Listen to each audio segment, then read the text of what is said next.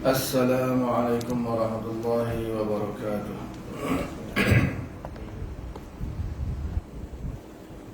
A'udzu billahi minasyaitonir rajim. Bismillahirrahmanirrahim. Innal hamdalillah nasta'inuhu wa nastaghfiruhu wa nu'minu bihi wa natawakkalu 'alaihi. Wa na'udzu billahi min shururi anfusina wa min sayyiati a'malina. من يهده الله فلا مضل له ومن يضلله فلا هادي له. أشهد أن لا إله إلا الله وحده لا شريك له وأشهد أن محمدا عبده ورسوله. اللهم صل على سيدنا محمد وعلى آله وصحبه أجمعين وبارك وسلم. أما بعد. بسم الله الرحمن الرحيم. والعصر إن الإنسان لفي خسر إلا الذين آمنوا وعملوا الصالحات وتواصوا بالحق وتواصوا بالصبر. صدق الله العظيم. قال رسول الله صلى الله عليه وسلم: الكيس من دان نفسه وعمل لما بعد الموت، العاجز من اتبع نفسه هواه وتمنى إلى الله الأماني، وكما قال صلى الله عليه وسلم. Alhamdulillah, syukur kita kepada Allah Subhanahu Wa Taala kerana masih lagi diberi kesempatan untuk kita melaksanakan kewajipan kita solat fardu subuh dan Jumaat. Dan insya-Allah pagi ini kita sambung pengajian kita yang berkaitan dengan ilmu tasawuf, pandukan kitab Minhajul Abidin ila Jannatul Rabbil Alamin karangan Imam Al-Ghazali radhiyallahu ta'ala. Dan kita mulakan dengan bacaan kita Al-Fatihah.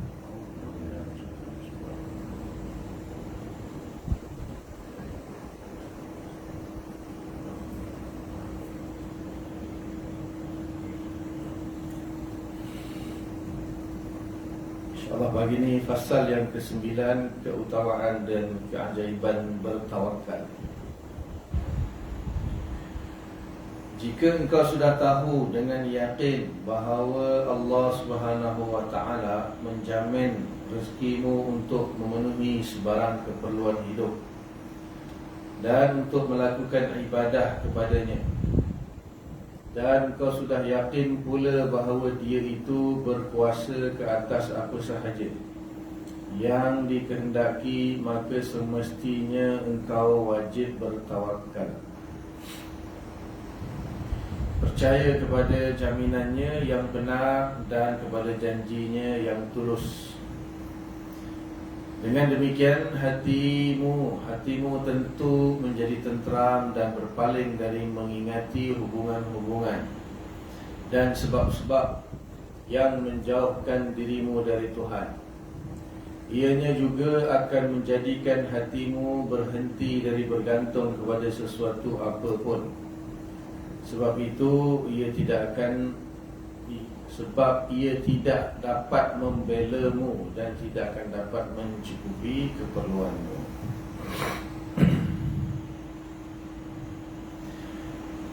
So dalam bab tasawuf ni kita wajib bertawakal. Wajib bertawakal. Apa itu tawakal? Dari segi bahasa, tawakal itu daripada perkataan kalau kita Melayu ni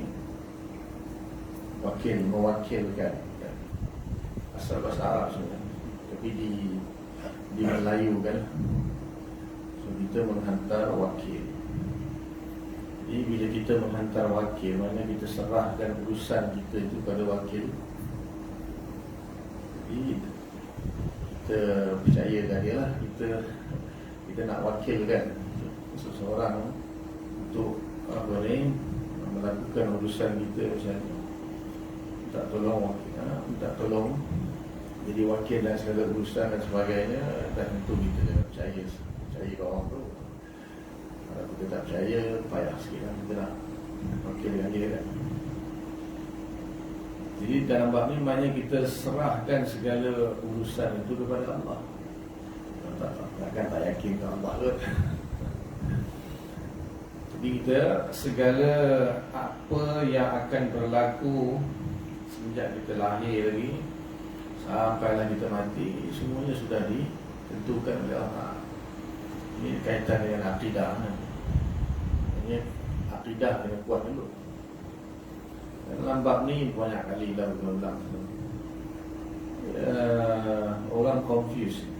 Bahkan kan orang lah, munculnya beberapa kelompok seperti Qadariyah, Jabariyah, Mu'tazilah, kerana masalah qada dan qadar. Masalah tak faham qada dan qadar. Kalau Allah sudah mentakdirkan segala sesuatu, so kita tak tahu apa. Tak buat apa.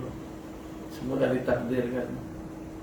Jadi mesti ada satu sudut kita kena usaha. Jadi yang tergelincir dari sudut segala sesuatu sudah ditakdirkan oleh Allah. Ini umum lah, sebab yang ni kan nanti dia satu sudut dengan takdir tu, iaitu terhadap rezeki dan sebagainya. Ini asas dia. Segala sesuatu sudah ditentukan oleh Allah Ta'ala, takkan berubah. Takkan berubah. Lepas tu ada pula yang mendatangkan dalil-dalil dalam Quran hadis yang menunjukkan takdir itu boleh berubah. Satu pembahasan lagi tu. Nabi dalam hadis Nabi kata tidak akan ada yang boleh merubah takdir kecuali doa. Subhanallah. Ajar rezeki kalau rajin sedekah atau menyambung silaturahim, rajin sifat, murah rezeki, bertambah umur, kata dah ditetapkan. Itu semua sudah dijawab dalam akidah. Ahli Sunnah wal Jamaah punya pegangan mudah saja. Segala-galanya memang sudah ditetapkan oleh Allah Subhanahu Wa Taala, dan kita wajib meyakini. Tuntutan dia, kita wajib beriktikad, wajib meyakini bahawa segala sesuatu sudah ditetapkan oleh Allah Subhanahu Wa Taala. Tak mungkin akan berlaku menyalahi apa yang Allah tetapkan. Dia akan jadi besar dia punya akibat dia kepada kita. Kalau kita kata benda tu menyalahi apa yang telah Allah tetapkan, berarti akan menyalahi iradah dia. Dan menyalahi iradah Allah akan menyalahi ilmu Allah. Dia akan berubah Allah Ta'ala, ilmu Allah jadi jahil dan iradah jadi karahah. Ada sifat 20 dibahas. Mustahil. Mustahil. Habis tu kalau macam tu, kalau dah semua Allah tetapkan, apa benda kita? Tapi kita dah serah. Itu Jabariyah. Sampai tahap kalau orang tu buat dosa pun, zina, mencuri, mengumpat, takdir macam mana? Takdir. Zaman Sayyidina Umar radhiyallahu anhu, satu orang kena tangkap curi, nak kena potong tangan. Sebelum dia dipotong tangan, Sayyidina Umar tanya, kenapa kau mencuri? Takdir saya mencuri, macam mana? Dia jawab, dia kata, takdir Allah saya mencuri, macam mana? Mana boleh ubah ke? Umar kata, takdir Allah. Yalah, takdir Allah aku potong tangan kau, macam mana? Takdir Allah aku potong tangan kau, macam mana? Dia jawab dengan takdir. Apa ni? Jabariyah. Jadi ahli sunnah wal jamaah, segala apa yang berlaku itu kita wajib i'tiqad saja. Itu wajib i'tiqad. Memang segala satu sudah ditetapkan oleh Allah Ta'ala. Kataballahu maqadir al-khalaiq qabla an yakhluqa as-samawati wal ardi bi 50,000 sanah. Hadis sahih Bukhari Muslim, dalam Quran pun segala sudah. Innallaha ala kulli syai'in alim, macam-macam lah. Wa ma tasha'una illa an yasha Allah. Semua jelas. Dalil menunjukkan Allah sudah menetapkan segala-galanya, mengetahui segala-galanya. Kita dituntut meyakini. Bukan lepas tu tak payah buat apa lah. Dalam masa yang sama kan ada ayat Quran dan hadis suruh kita berusaha. So dari sudut itu kita usaha. Kita i'tikad, kita usaha. Kalau tu Allah nak takdirkan aku akan ada anak ke tak ada anak ke, tak payah kahwin, tak apa. Boleh ke? Mustahil. Itu tuntutan i'tiqad. Kita harus beriktikad Allah sudah menetapkan segala-galanya. Cuma nak tanya satu, kita tahu ke apa itu ketetapan Allah? Kita tahu? Tak ada siapa pun tahu apa takdir Allah terhadap dia dan terhadap semua orang, terhadap semua benda. Tak tahu. Allah kata aku tetapkan, engkau kena percaya, kau kena tetap beriman. Antuk mina bil qadri khairihi wa syarrihi. Hadis sahih Muslim. Cuma kita dalam masa yang sama Allah suruh kita berusaha. Fantashiru fil ardh wabtaghu min fadlillah. Bertebaranlah kamu di muka bumi mencari kelebihan rezeki Allah. Bahkan wajib. Berkenaan jadi wajib. Seseorang yang tidak ada apa-apa, maka dia wajib, misalnya dia kahwin, dia ada anak, wajib dia untuk menafkahi anak isteri. So, dia rezeki Allah letakkan rezeki dia. Tak kerja kan? Rezeki dah Allah takdirkan. Dosa. Kalau dia tak usaha nak cari, kedapatan dosa. Jadi memang dia punya masalah rumit. Memang sebenarnya tak ada siapa pun yang memahami masalah yang sebenar. Cuma para ulama cuba menerangkan supaya tidak berlaku kekeliruan ataupun apa istilahnya iskal atau syubhah dalam akidah. Yang paling mudah macam ni. Allah Subhanahu Wa Taala ni dia Maha mengetahui, Maha berkehendak, Maha berkuasa. Tiga ni syukurlah. Itu yang berkaitan dengan masalah qada qadar. Contohnya kalau kita tengok anak kita kan. Kita tengok anak muda ni. Kalau kita bagi dia gula-gula dengan kita bagi dia kita bagi dia gula-gula dengan kita bagi suruh dia makan peri, dia nak yang mana tu? So makan sayur dengan bagi gula-gula. Kita tahu tak? Kita tahu. So Allah Ta'ala, tapi kadang walaupun kita belum bagi, kita tahu tak? Allah Ta'ala sebelum dia ciptakan saya misalnya, dia tahu tak apa yang saya suka tak suka? Tahu tak? Mesti tahu. Allah dah tahu dah kalau aku ciptakan fulan, dia akan buat ni, dia akan buat tu, dia akan buat. So Allah mentakdirkan apa yang dia nak. Tapi bukan semua. Bukan semua yang bersesuaian dengan kehendak dia, dan bukan semua berlawanan dengan kehendak dia. Allah nak ciptakan satu orang manusia, diciptakan dengan Allah bagi dia akal semua. Dan Allah tahu besok dia ni kalau berhadapan dengan wanita ni, dia akan pilih yang satu. So dia lagi dia pergi restoran Yusof, dia nak order chapati ke atau cincang. Allah dah tahu lah. Allah dah tahu apa yang dia nak. Walaupun dia tak wujud lagi. Walaupun macam tadi kita tahu, kita bagi budak-budak bagi gula-gula ke bagi sayur ke, kita tahu lah dia akan pilih gula-gula. So kalau kita pun boleh tahu, takkan Allah Ta'ala tak ada tahu? Dia Allah Maha mengetahui. So dia mentakdirkan apa yang orang itu akan pilih. Tapi tak semua. Kalau semua maknanya semua orang nak kaya kan, semua orang tak nak sihat, semua orang tak nak sakit. Bukan semua. Maknanya sebahagian perkara yang Allah tentukan bersesuaian dengan kehendak manusia itu, dan sebahagian perkara Allah takdirkan berlawanan dengan kehendak Allah. Itu saja. So kita nak salahkan Allah kat mana? Kita nak salahkan Allah kat mana? Kalau kita kata, ya Allah, semua yang aku nak engkau tak bagi. Ya, ada orang pernah semua benda yang dia nak Allah tak bagi. Ada.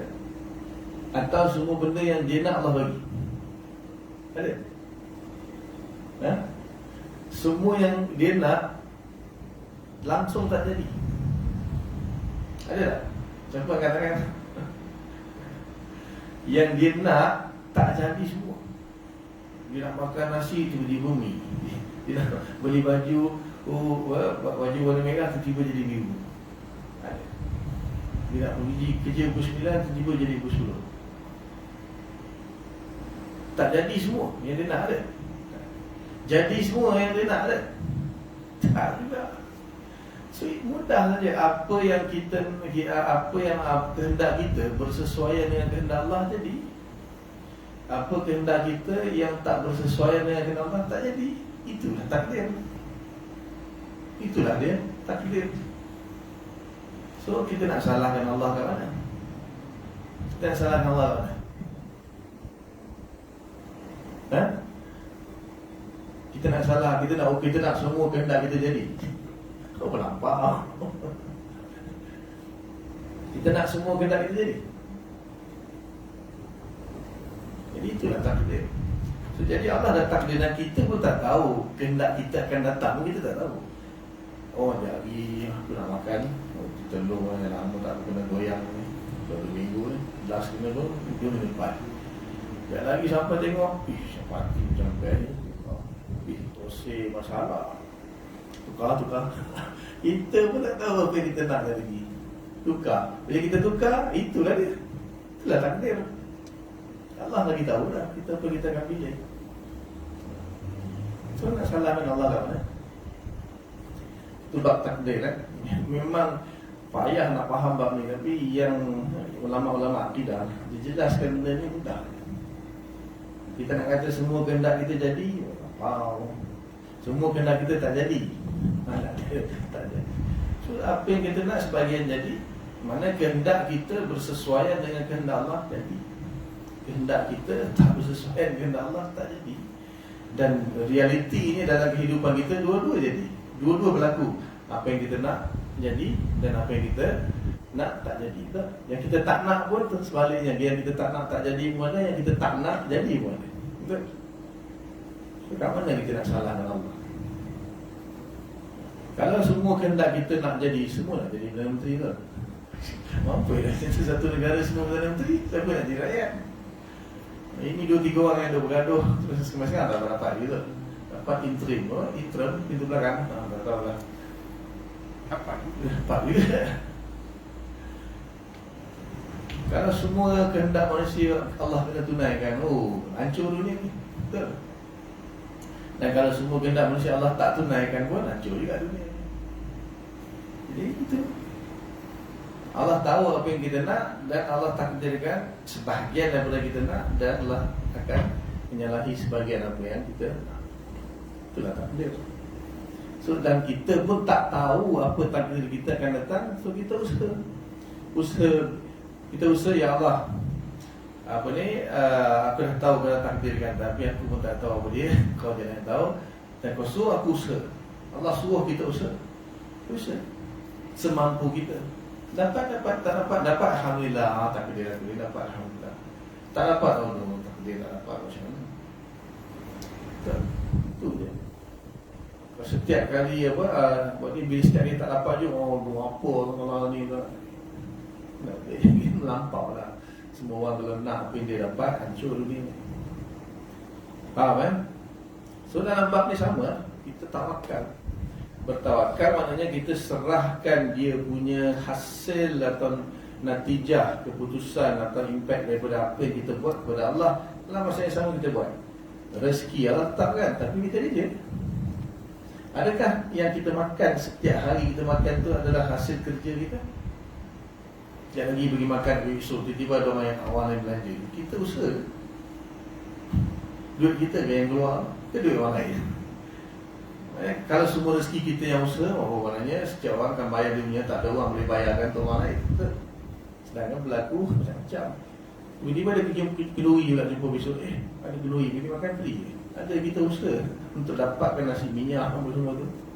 Kita usaha masak, kerja tak dapatkan. Kadang-kadang kita tak usaha pun dapat. Dan kadang-kadang kita usaha, dapat duit gaji, alhamdulillah, nak boleh ditimpuk pada bapak. Dia nak bayar hutang, tak dapat dia. Apa kita usaha tak dapat. Jadi tak semestinya apa yang kita usaha itu sajalah yang dapat. Itu biasanya dapatlah, tapi kadang-kadang tak dapat. Kadang-kadang dapat benda yang hasil usaha orang lain. Jadi kita buat, kita usaha semampu kita. Lepas tu orang niaga kan, ada niaga untung semua, rugi semua. Kadang untung, kadang rugi kan.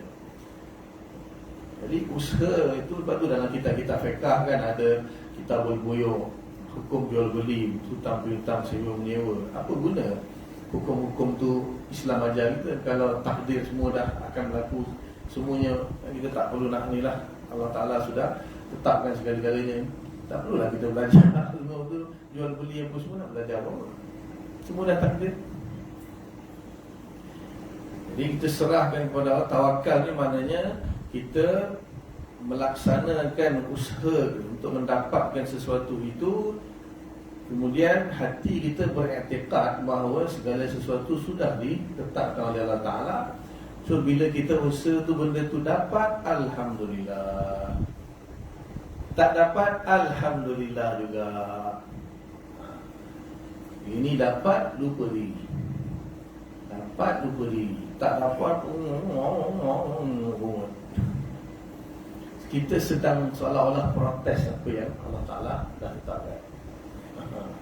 Seolah-olah Covid, Allah takdirkan, Allah yang takdirkan. Wujud ke tak wujud kita tak tahulah. Kalau orang yang mungkin dia kaji, dia teropong, dia tengok macam keluar rambutan tu kan, itu mungkin yang kita tak tahu ni. Kita tahu benda tu viral wujud. Cairlah mana lagi kan. Dah memang berlewa apa lah, kena MCO, PKP, semua Allah dah tertulis dah pun. Sampai bila pun Allah Ta'ala dah tulis dah. Lepas ni makin teruk ke, datang COVID-20 pula ke kita tak tahulah. Ataupun habis. Takdir, semua takdir. Kita jalani. Takdir kena vaksin, kena bagaimana? Takdir kan kena, oh tak boleh vaksin ni, prevention apa, Dajjal, apa kuman dalam tu kan, masuk dalam injek dalam badan kita, besok jadi kondan apa semua. Macam-macam apa, konspirasi teori kan. Yakin kalau dah takdir kita kena vaksin, vaksin. Dan bukan vaksin tu yang bagi mudarat, dia bagi manfaat. Allah juga yang bagi mudarat. Ada orang vaksin okey, ada orang vaksin gigil-gigil lah apalah. Nasib. Macam kita makan ubat je kan. Ada orang makan ubat sembuh, ada orang makan ubat tak sembuh, ada orang makan ubat lagi teruk. Sama je. Kita yang ya Allah, benda fatwa kata contohnya, ni bukan saya nak menggalakkan lah. Ni keresahan tu, keresahan tu orang tengok, oh Allah kena vaksin lah. Saya pun besar kan, contoh ada apa dalam tu. Kalau kita ada akidah yang kuat, semua Allah dah takdir. Kalau ada takdir kita kena, lepas tu kita mudarat ke, tak mudarat ke, manfaat ke dengan vaksin itu Allah takdir lah. Kita tak ada lari kan, bila kita tak ada pilihan. Kenapa kita nak apa, nak lawan benda tu, nanti kita kena denda 10,000 lah, tak boleh. Kalau siapa tak nak, nanti tak boleh pergi sana, pergi sini, susah kan. Kalau kita sanggup hidup macam tu, tak apa. Kalau dah memang tiba jadi allergi ke apa kan, dia ada kan satu penyakit ni, dalam 100 orang, seorang mungkin kena. Dalam 1000 orang, seorang mungkin kena. 10,000 orang, seorang mungkin kena. Betul. Ya, walaupun vaksin yang sama, tapi badan orang tak sama. Bila badan orang, ada orang boleh diadapt dengan vaksin tu, ada badan tak boleh. Tapi tak tahulah, kajian kata dia dibuat berapa 90% ke 80% okey ke, itu Allah Alam lah. Ini contoh je lah, maknanya kita nak hilangkan panik tu. Allah Ta'ala takdir kena, kalau dah kita kena sihat, Alhamdulillah, okey. Kalau kita, badan kita tersuruh kena, takdir juga lah. Bukan saya nak campaign lah. Ini maknanya kita punya akidah, kita punya akidah. Jadi kita tawakal, kita serahkan kepada Allah Subhanahu Wa Taala. Tapi dalam masa yang sama kita usaha, dan natijah dia, keputusan dia, hasil dia pun kita serah kepada Allah. Kita buat dengan terbaik, usaha dengan terbaik. Tawakal di hati, kan tawakal di tangan, di kaki. Tawakal tu di hati. Tangan kaki jalankan usaha, berusaha. Itu baru tawakal yang sebenar. Ini duduk rumah, bila nak dapat anak ni ya. Duduk rumah tu, bila nak dapat anak. Tawakal. Dapatlah anak kucing. Tak nak angkat. Tak kahwin saya dapat anak. Contohlah.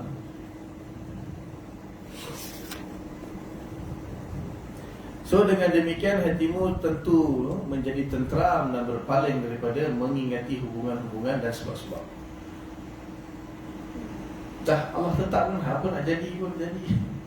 Apa yang Allah kehendak itulah yang akan jadi. So serah kepada Allah. Jadi kalau jadi kita tak setuju, seolah-olah kita protes kan apa yang Allah hendak. Bila tak jadi, tak pula ya Allah, terima kasih ya Allah.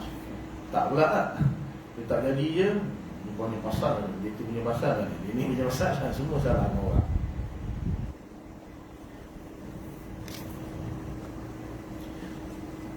Sebab walaupun tanpa sebarang alaik, iaitu hubungan dan perantara pun umpamanya, maka Allah Subhanahu Wa Taala akan mudah memberi makan dan minum kepadamu. Allah Ta'ala boleh bagi orang itu kenyang tanpa makan minum pun boleh, kalau dia nak. Kalau dia nak, dia boleh bagi orang itu kenyang tanpa makan minum. Nabi Yunus dalam perut ikan 40 hari 40 malam makan apa? Nabi Yunus dalam perut ikan 40 hari 40 malam dia makan apa? Dia makan ikan punya perut. Kan? Bayi dalam perut ibu berapa lama? 4 bulan dapat roh. Itu normal 9 bulan. So dalam masa 5 bulan tu dia makan. Macam mana dia makan? Masuk perut besar apa yang masuk kan? Roti canai masuk orang besar.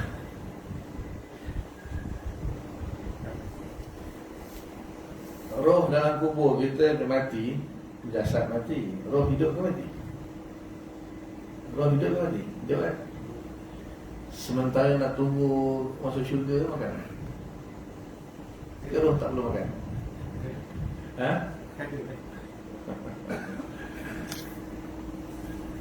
Jadi semua Allah yang, kalau Allah tentukan manusia tak perlu makan misalnya, tak perlu makan. Tapi disebabkan Allah takdirkan manusia ni dia kena makan. Restoran, kilang makanan sama. Daripada Allah takdirkan manusia ni perlu makan sahaja, tengok apa jadi kat dunia. Pertanian kena ada, kena tanam padi, kena tanam segala macam. Sebab itulah sumber makanan, binatang, ternakan. Itu kan ada kilang memproses, betul ada restoran, itu kena ada alat-alat dapur untuk memasak. Sebabkan manusia perlu makan saja, dunia ni berekonomi. Cuma Allah takdirkan manusia tak perlu makan macam malaikat. Agak-agak separuh ekonomi dunia ni habis, betul? Separuh ekonomi dunia kan pasal nak sediakan makanan ni, betul?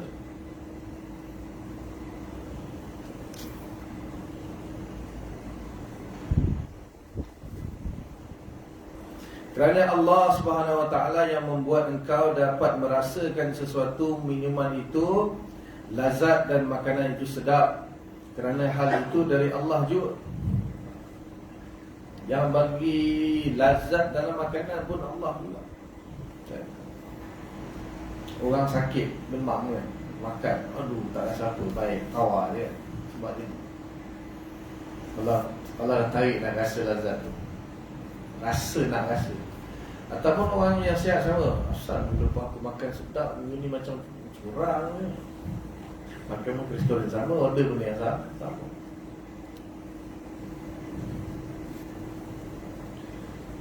Kali pertama makan sedap, tambah satu lagi, boleh ke? Tambah 3 ringan, 10 ringan, lazat. Makanan yang sama, pinggan yang ke-10, boleh kan? 10 jadi bukan lagi lazat kita, lagi nak muntah lah rasa. Benda yang sama. Benda yang sama. Di syurga sebaliknya. Makin tambah makin sedap, makin tambah makin sedap. Sebab apa tadi? Kuasa nak bagi rasa sedap tu pun Allah, bukan makanan tu. Dan Allah jua yang memberi tenaga yang terkandung di dalam makanan dan manfaat dari makanan itu, dan menjauhkan daripadamu beratnya dan bahayanya. Ada orang makan jadi tenaga, jadi sihat. Ada orang makan jadi penyakit. Makanan yang sama kadang-kadang. Allah yang membuat engkau tidak berhajat terhadap sesuatu, dan Allah pula yang mengatur kamu supaya jangan memerlukan kepada sebab-sebab jika dia menghendakinya. Allah juga yang memberikan perasaan tawakal dan yakin itu. Ini mahal. Tapi kita kena usaha dulu lah. Kita kena usaha dulu, nak dapatkan yakin tu pun kena usaha. Kita nak meyakini tentang Allah, kadang-kadang dia berubah. Hari ni boleh yakin, besok belum tentu. Situasi ni boleh yakin, situasi lain pula dia tak yakin. So yang nak memberi yakin kepada Allah tu pun Allah juga. Kalau Allah tak bagi ke dalam hati kita untuk yakin kepada dia, kita pun tak yakin kepada dia. Kita yakin, kita kan usaha untuk yakin kepada dia, tapi dia akan campakkan perasaan.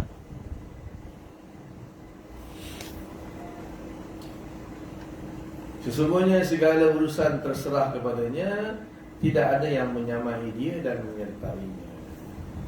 No partner at all. No partner at all. Allah Ta'ala ni dia sendiri, tunggal, esa, semua dia. Malaikat-malaikat ni macam dia yang perintahkan untuk menjalankan urusan, tapi keputusan apa semua Allah. Tak ada seorang pun yang ada advisor, ada menteri naib ke apa semua. Allah Ta'ala tak perlu siapa. Jadi yang kita baca hari Kul huwallahu ahad. Ahad itu tak perlu nasihat, tak perlu pendapat, tak perlu pandangan. Dan tak, kalau orang komplain apa, manusia kritik, apa Allah Ta'ala kenapa kau buat aku begini. Allah tak dipengaruhi, Allah tak ada perasaan macam alamak. Kita kan berperasaan, Allah rasa takut, rasa marah, rasa Allah dia qadim. Dia tak berubah. Segala maksiat yang berlaku di dunia ni dalam hadis kursi kan. Inna ya ibadi, inna awwalakum wa akhirakum wa insakum wa jinnakum kana ala atqa qalbi wahidin rajulun minkum ma zada zalika fi mulki syai'a. Wahai hamba-Ku, daripada awal kamu sampai akhir, jin manusia semuanya menjadi takwa seperti manusia yang paling takwa di kalangan kamu. Nabi Muhammad SAW contohnya, semua jadi takwa macam Imam Ahmad. Allah kata sikit pun tak menambah kemuliaan pada kerajaan. Dan Allah kata ya ibadi anna awwalakum wa akhirakum wa insakum wa jinnakum kana ala afdili qalbi wa hiya rajulun minkum. Jadi yang paling jahat seperti iblis yang kita kata, atau seperti Firaun, semua ni berawal sama ini. Itu Allah kata man naqasa zalika min mulki syai'a. Sikit pun tak mengurangi kemuliaan aku dengan kerajaan. Tak ada efek. Allah ni dia tak ada efek. Apa manusia satu dunia ni syirik ke, paling jahat jadi macam iblis ke, Allah qadim, tak berubah. Dia sempurna. Yang sempurna takkan berubah. Jadi perlu sangat-sangatlah kita berserah kepada Allah Ta'ala. Kita tak perlu nak meragui Allah Subhanahu Wa Ta'ala, walaupun zahirnya kita nampak macam tak baik untuk kita kan. Asa an takrahu syai'an fa huwa khairun lakum. Kadang kamu tak suka sesuatu tapi sebenarnya baik untuk kamu. Asa an tuhibbu syai'an fa huwa syarrun lakum. Kadang-kadang kamu suka satu benda tapi sebenarnya dia buruk untuk kamu. Wallahu ya'lamu wa antum la ta'lamun. Allah lebih mengetahui, kamu tak tahu apa. Kita rasa Allah bela aku. Sebaliknya ada kebaikan yang kita mungkin tak tahu. Terus lagi kan? Sekali bertawakallah kepadanya, jangan kepada yang lain. Demikian pula kalau engkau sudah yakin demikian, pasti engkau sudah meninggalkan tadbir, yakni bersusah payah untuk memikirkan diri sendiri, mengatur ini dan itu, memikirkan yang bukan-bukan. Dalam urusanmu sebaliknya, engkau akan menyerah semua kepada yang mengatur langit dan bumi, dan engkau merehatkan hatimu dari hal-hal yang sebenarnya tidak sampai pengetahuan dan fikiranmu, iaitu soalan-soalan bagaimana besok, apa yang tidak akan gagal semuanya akan kita rancangkan, apakah dapat terjadi atau tidak, dan bagaimana kelak jadinya. Maka itu semua tidak usah engkau fikirkan, dan engkau sudah tidak perlu lagi mengatakan barangkali atau kalau begitu, kalaulah begitu, kalaulah begini. Hal itu hanya akan membimbangkan hati dan menyia-nyiakan waktumu. Mungkin ada hal-hal yang sama sekali tidak terlintas di hatimu dan timbul dalam fikiranmu tentang aturannya begini dan begitu, hanya membuang-buang masa yang mahal dan sia-sia sahaja tanpa faedah. malah engkau akan rugi dan menyesal kerana kebimbangan hatimu dalam memikirkan hal tersebut, yang bererti menyia-nyiakan umurmu. Berkaitan dengan perkara ini terdapat satu bait syair gubahan sebahagian orang ahli zuhud seperti mana berikut: sabaqat maqadirul ilah wa hukmuhu fa'arih fawadaka min la'alla wa min law. Artinya takdir sudah pun berlalu dan keputusan Allah sudah terjadi. Rehatkanlah hatimu dari perkara-perkara barangkali ataupun seandainya.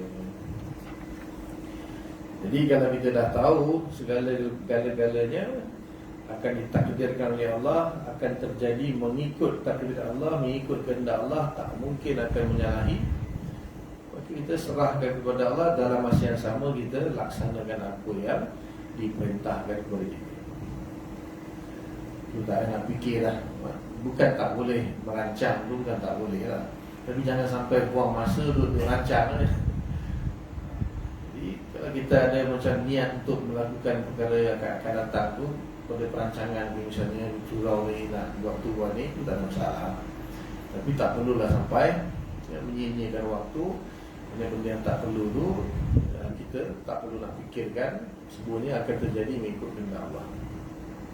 Tentang persoalan yang umur dan bertambah umur, bertambah rezeki tu, dia ada beberapa jawapan di kalangan para ulama. Yang pertama, kita kena tahu takdir ni dia ada banyak peringkat. Satu, segala takdir yang berada dalam ilmu Allah. Takdir yang berada dalam ilmu Allah dan juga iradah Allah, ini takkan berubah, mustahil berubah. Sebab Allah qadim. Allah ni qadim, qadnya sifat qidam kan, kita belajar dalam akidah sebelum itu. So, Allah bersifat qidam, itu Allah qadim, takkan berlaku segala perubahan. Zat yang qadim takkan berubah. Kemudian takdir itu Allah tuliskan di Lauhul Mahfuz. Segala takdir itu kataballahu maqadiral khalaiq. Kat mana Allah tulis tu? Takdir itu di Lauhul Mahfuz. Kemudian daripada Lauhul Mahfuz itu, setiap tahun ada beberapa pendapat, ada yang kata malam Lailatul Qadar. Inna anzalnahu fi lailatul qadar. Kami turunkan pada malam Lailatul Qadar. Kenapa dinamakan Lailatul Qadar? Qadar dan qadar kan? Jadi ada ulama kata pada setiap tahun Lailatul Qadar itu diturunkan Quran, termasuk yang diturunkan itu Quran. Dan bukan saja Quran, semua takdir untuk tahun itu diturunkan pada malam Lailatul Qadar, disalin daripada Lailatul Mahfuz. Malaikat yang bertugas akan bawa ke Sidratul Muntaha, dari sempadan. Sidratul Muntaha ni tulas 7 petala langit dan bumi yang ke bawah ni, dia tak boleh across border yang Sidratul Muntaha. Dan di atas tu ada lautan yang dalam ni 500 tahun, ada arash, ada Lauhul Mahfuz di situ. Malaikat tu akan turunkan maklumat di situ. Pas kepada malaikat yang bertugas, dia akan bawa, dia akan bagi-bagikan sedikit maklumat-maklumat. Tahun ni hujan banyak mana turun, rezeki banyak mana akan turun, Covid banyak mana kuman akan disebarkan, berapa nyawa akan dicabut, berapa bayi akan lahir, anak kambing, anak lembu, anak semua, anak ikan, segala macam. Berapa pokok yang akan tumbuh, berapa pokok yang akan mati, berapa daun yang gugur, berapa buah yang akan tumbuh. Semua. Wa kullu saghirin wa kabirin mustata. Quran. Setiap perkara yang sehalus-halus, sekecil-kecil perkara dan sebesar-besar perkara, semuanya tercatat. Semuanya tercatat. Dan ada pendapat kata nisfu Sya'ban. Ada pendapat kata malam nisfu Sya'ban. Ada yang kata malam Lailatul Qadar. Itu takdir untuk tahun. Kemudian daripada itu dibagi kembali. Kemudian ada yang nanti diturunkan pula kepada setiap manusia per hari. Ada takdir yang per hari, rezeki per hari. Dia tak sekaligus bagi macam tu. Allah Ta'ala tak bagi sekaligus. Lau basatallahu rizqa labaghaw fil ardh. Kalau Allah Ta'ala bagi rezeki sekelepuk kat manusia, dia akan melampaui batas. Walakin yunazzilu biqadri ma yasha', akan tetapi diturunkan mengikut kadar yang telah Allah kehendaki. Dan di situ nantilah yang makna yang berubahnya takdir itu, bertambahnya rezeki, bertambahnya umur di situ. Di Lauhul Mahfuz ulama khilaf. Dalam Lauhul Mahfuz berubah ke tidak? Ada yang kata di Lauhul Mahfuz berubah, ada yang kata tak. Yang berubah tu bukan di Lauhul Mahfuz. Yang berubah tu yang dalam diturunkan per tahun ataupun per bulan, per minggu, per hari. Kenapa? Perubahan itu sendiri sudah dicatatkan. Perubahan itu sendiri sudah tercatat di Lauhul Mahfuz. Dia ni umur 70, lepas tu dia buat baik, lepas tu Allah tambah lagi umur sekian. Semua perubahan itu sendiri dah pun tercatat. Itu yang maksud hadis Nabi, kamu buat amalan ni menambah umur, menambah rezeki dan sebagainya. Dan penambahan itu sendiri pun sudah ditakdirkan. So, tak ada isunya, tak ada isu. Dia tak dalam ilmu Allah. Mustahil lah Allah Ta'ala nakkan orang umur 70, tiba-tiba Allah tak tahu dia nak buat silaturahim, betul dia buat silaturahim, lepas tu Allah maaf, masa tambah lah umur dia tak buat silaturahim. Dia nak buat silaturahim pun dengan takdir Allah, dengan hidayah daripada taufik daripada Allah. Tanpa taufik dan hidayah daripada Allah, dia pun tak mampu buat silaturahim. Allah yang takdirkan juga dia buat silaturahim, dan Allah juga akan tambahkan itu. Takkan Allah tak tahu buat Allah. Dia ni terlebih-lebih lah. Itu kalau macam tu, semua orang buat silaturahim sampai mati, tak mati ya. Dia buat silaturahim tambah lagi, dia buat silaturahim tambah lagi, dia buat silaturahim tambah lagi. Macam tu. Sampai bila nak mati. Siapa tak nak mati, tak apa, tak buat silaturahim, jangan tinggalkan silaturahim. So tak akan mati. So tambah. Kalau tentu dan Nabi, takkan Nabi macam mana Nabi boleh wafat? Nabi tu lupa nak buat silaturahim. Nabi tu lupa nak buat silaturahim, betul Allah wafatkan dia. Dan tentulah Nabi akan, kalau tahu kan, boleh sambung umur, Nabi pun wafat. Takkan nak kata, malas aku buat silaturahim, nantilah aku buat silaturahim, aku tak mati, tak apalah, tinggalkanlah silaturahim, hanya mati. Itu ke? Yang kedua, nak tanya, kita tahu ke rezeki kita bertambah? Kita tahu ke umur kita bertambah? Mereka kata, bila kabut, umur kau 70 tahun. Ya ke? Bagilah 80, Mahathir dapat 90.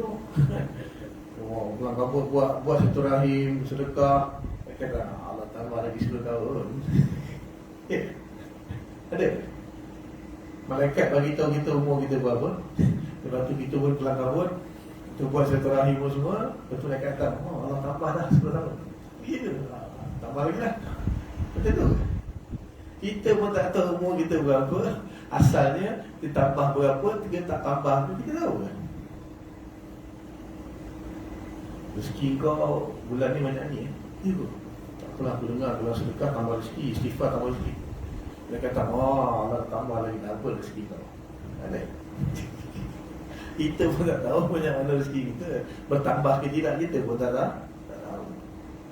Kita hanya boleh tengok, bulan lepas aku dapat 10,000, bulan ni dapat 15,000, lalu tambah lagi aku. Padahal Allah Ta'ala takdirkan, bulan tu dapat 15,000. Itu bukan bermakna bulan tu juga 10,000, tiba-tiba di bawah malam Allah terpaksa tambah lagi 5,000. Mustahil.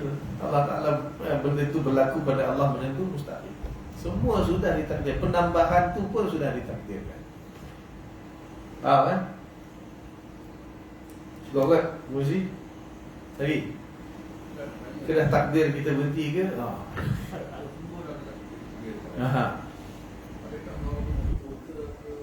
Ya. Semua sudah ditakdirkan. Semua sudah ditakdirkan. Sehelai daun nak gugur pun takdir. Sehelai daun yang nak gugur bila daripada sebuah pokok pun takdir. Tak mungkin menyalahi takdir.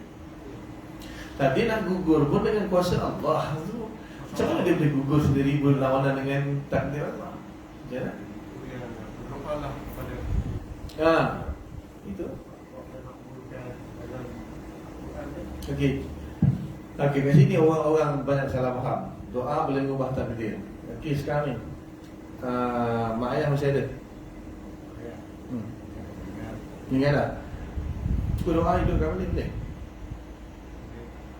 Kata doa boleh mengubah takdir. Doa lah, ya Allah hidupkanlah balik ayah aku. Boleh? Kan dah takdir ayah kita meninggal dunia. Dan Allah kata berdoalah, aku akan mengubah menerima doa kau. Doa, hidupkan boleh? Boleh? Okey, sekarang yang dah berlaku okey ya. Dia satu lah. Okey, yang dah berlaku takkan berubah. Yang akan berlaku. Dah tahu ke belum apa yang akan berlaku? So, nak minta apa? Nak sampai berapa? Umur.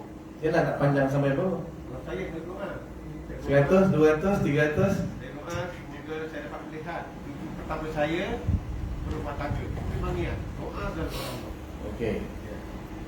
Adakah apa ni Allah Taala wajib menerima doa kita? Allah kata doa ni astajib lakum. Berdoalah kepada aku akan terima doa. Dalam hadis yang lain, itu Al-Quran. Ini adalah hadis hadis Nabi dari 40 Imam Nawawi pun ada. Apa ni, satu orang dia dalam keadaan musafir. Orang musafir ni doa ni mustajab. Lepas tu dia kehilangan bekal.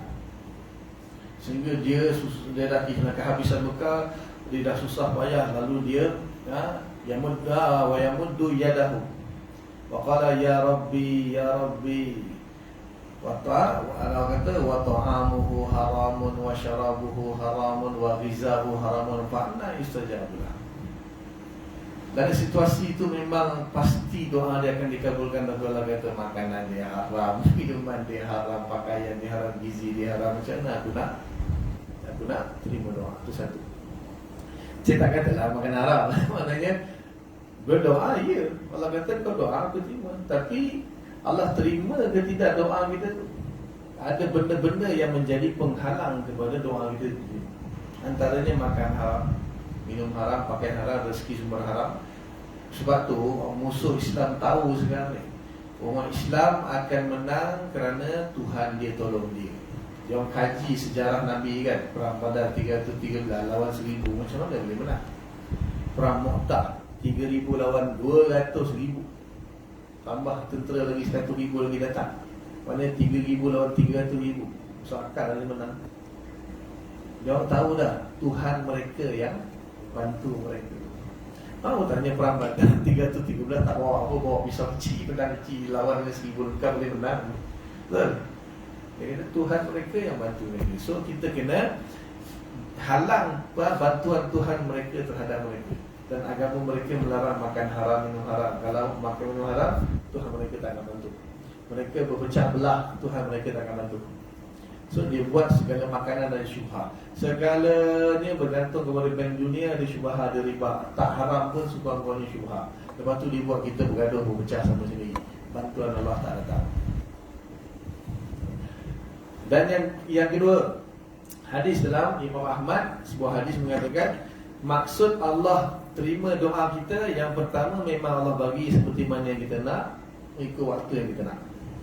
Yang kedua, Allah bukan tak bagi, Allah tukar dengan perkara lain, menghilangkan musibah. Allah hilangkan musibah, tukar benda lain. Bagi juga tapi bukan dalam bentuk benda yang kita minta, tapi tukar dengan benda lain. Hak Allah.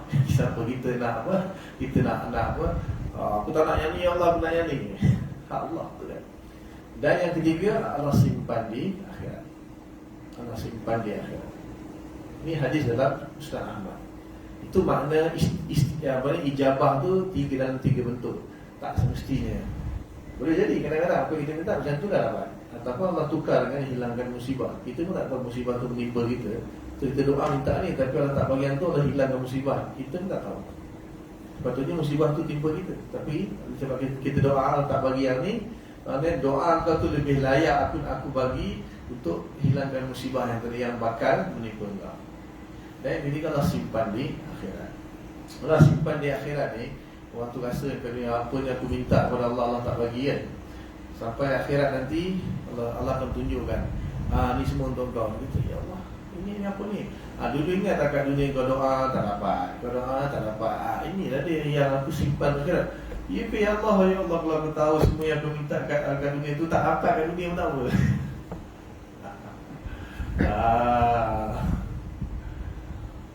Balasan di akhirat, dia tak ada kecil-kecil, tak ada.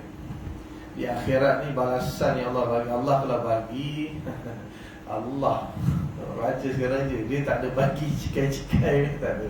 Sekali dia bagi, paling kecil syurga 10 kali dunia.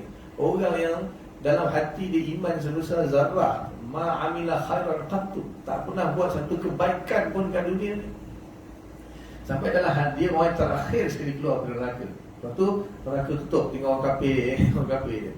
Dia keluar dan kena gentung, waktu dimandikan di Nahrul Hayat, tukar jasad dia seperti Nabi kata permata lulu yang menghiasi cincin-cincin jasad dia. Lepas tu Allah Ta'ala minta apa yang kau nak. Lepas tu Allah sekali lah panjang di sini. Allah kata aku bagi kau dunia 10 kali ganda. Dia kata ya Allah, kau akan main ke 10 kali dunia? Takkan aku dapat syurga 10 kali dunia. Kan? Lepas tu Allah dalam hadis tu Nabi tertawa kerana meriwayatkan hadis. Sebab apa? Dia tak percaya. Lepas tu bila Allah kata pergi, dia tengok, dia kata tak ada orang yang dapat nikmat macam aku. Akulah mendapat nikmat paling besar. Padahal paling last ni 10 kali dunia. Tak pernah buat satu kebaikan pun kat dunia ni, buat dosa je. Tapi masih ada iman sebesar zarrah kepada Allah. Luar dekat 10 kali dunia. Allah kalau bagi, dia tak bagilah cikai-cikai ni. Itu yang paling cikai, 10 kali dunia. Kita Sungai Besi pun tak larat nak kuasai, KL pun kita tak mampu nak kuasai tu. Malaysia pun tak larat nak berjalan. 10 kali dunia kita punya seorang. Itu paling kecil tu. Ini yang semayang 5 waktu kuliah subuh sampai pukul 7.30. Banyak pahala lagi tak tahu lah, besar mana syurga lah. Wallah malam juga terima kasih. Jadi setakat tu dulu apa yang baik daripada Allah Ta'ala. Okey bang? Terjawab ke soalan tadi? Jadi setakat itu dulu apa yang baik daripada Allah Subhanahu Wa Taala. Apa yang belum tak baik itu belum ada saya minta ampun kepada Allah, minta maaf kepada semua. Mudah-mudahan Allah bagi taufik untuk kita faham apa yang sampaikan dan kita tangguh dengan kafarah majlis. Subhanallah bihamdika asyhadu an la ilaha illa anta astaghfiruka wa atubu ilaik. Subhana rabbika rabbil izzati amma yasifun. Wassalamun alal mursalin walhamdulillahi rabbil alamin. Assalamualaikum warahmatullahi wabarakatuh.